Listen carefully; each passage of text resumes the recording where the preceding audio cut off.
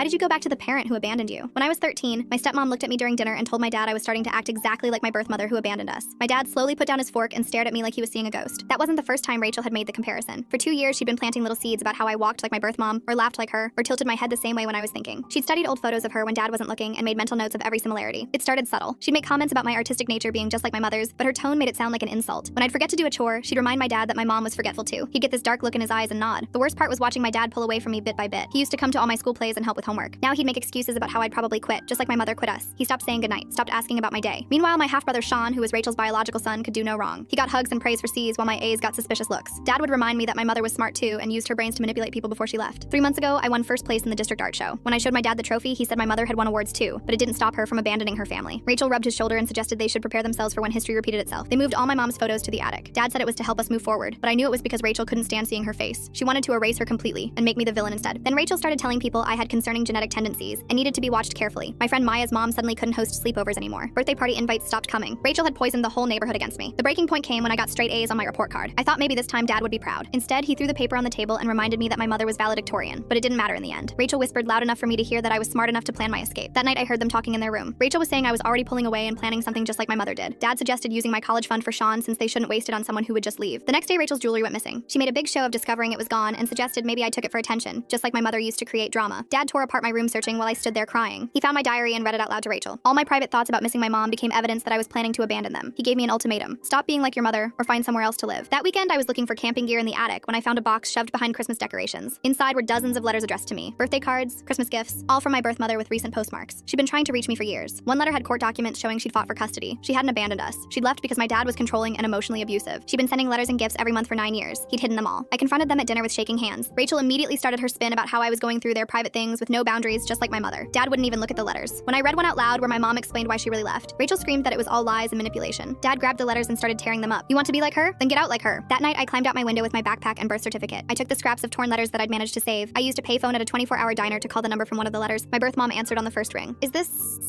Oh my god, I've been waiting for this call for 9 years. She drove through the night to get me. When we got back to her house, she showed me boxes full of returned letters and gifts, all marked refused in my dad's handwriting. She had a lawyer who'd been documenting everything. Dad filed a missing person report, but when police came to my mom's house, I showed them the letters and court documents. They called Child Services, who launched an investigation. Rachel's ex-husband came forward saying she'd done the same thing with his kids. Dad texted me once during the custody hearings. You chose abandonment, just like I knew you would. I've lived with my birth mom for a year now. Turns out the only person who abandoned me was him.